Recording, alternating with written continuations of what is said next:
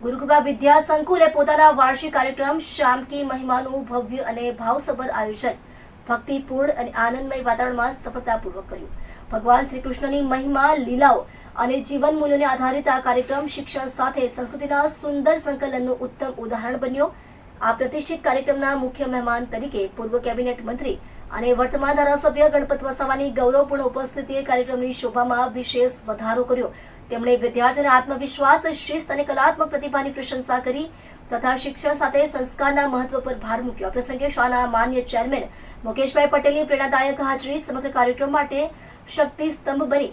એક દ્રષ્ટાવાન નેતા અને શિક્ષણ ક્ષેત્રે સમર્પિત માર્ગદર્શક તરીકે તેમણે હંમેશા સંસ્થાને શૈક્ષણિક ઉત્તમતા સાથે મૂલ્ય આધારિત શિક્ષણ તરફ દોરી છે.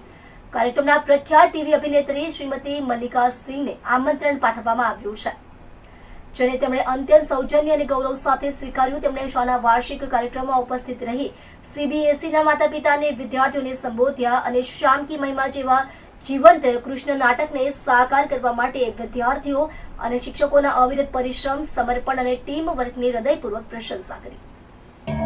મારું નામ મિસિસ ડોમસિયા છે, CBSE પ્રિન્સિપલ ગુરુકૃપા વિદ્યા સંકુલ. જે અમારો આજે જે થીમ છે એન્યુઅલ ફંક્શનનો તે શ્યામ કી મહિમા પર છે, કૃષ્ણની લાઈફ સ્ટોરી પર છે પૂરું. ને નિયરલી 800 to 850 સ્ટુડન્ટ્સ એમાં પાર્ટિસિપેશન લીધું છે. વિદ્યાર્થીઓમાં કેટલો ઉત્સાહ હતો અને તૈયારી કરવા માટે કેટલો સમય લાગ્યો? સ્ટુડન્ટ્સે ખૂબ મહેનત કરી છે અને ખૂબ ઉત્સાહથી કામ કર્યું છે. 1 મહિના સુધી અમે આ પ્રેક્ટિસને એવું કરાવ્યું છે. તેમાં સ્ટુડન્ટ્સ કદી થાક્યા નથી. ટીચર્સ ને ફૂલ ડેડિકેશનથી મહેનત કરી છે. અને અમારા મુકેશ સરે, જે અમારા MD સર છે, એને જે માંગ્યું તે આપ્યું છે. એટલે એમના સપોર્ટ વગર કંઈ નહીં થતે ને ટીચર્સના ડેડિકેશન વગર આ પ્રોગ્રામ સાકાર નહીં થાય. વિદ્યાર્થીઓ સાથે સાથે પેરેન્ટ્સમાં કેટલો ઉત્સાહ જોવા મળી રહ્યો છે?